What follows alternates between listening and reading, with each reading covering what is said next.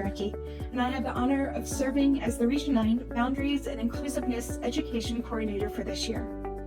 In 2019, the 6 bishops of Region 9, from the Virginia Synod, the North Carolina Synod, the South Carolina Synod, the Southeastern Synod, the Florida-Bahamas Synod, and the Caribbean Synod, created the Bishops' Relational Agreement, committing to each other and to all of the rostered ministers, ministry sites, and people of the region to mutually accompany each other in the work of boundaries education and inclusiveness training.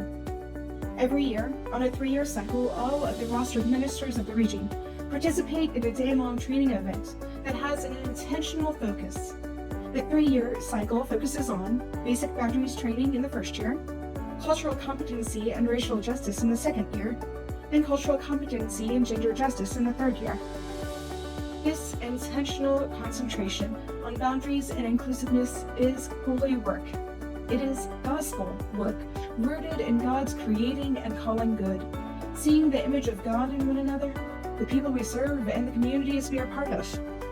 It is justice work, rooted in the calls of the prophets to care for our neighbors and especially for the most vulnerable. It is body of Christ work, recognizing that if one member suffers, all suffer together with it. If one member is honored, all rejoice together with it. By cultivating and maintaining healthy boundaries, as well as by cultivating and maintaining cultural competencies, we are following the example of our foot-washing Lord. And so, your Region 9 rostered ministers are continually learning and growing so that we can widen the welcome, serve one another, and live out our baptismal promises to care for others in the world God made, and to work for justice and peace, so that we as a church body can be a true reflection of the greatness and diversity and grace and peace and joy of our God. In the book called Eldership, editor and author Angela Cadet says, there are only 2 ways to do this justice work: imperfectly or not at all.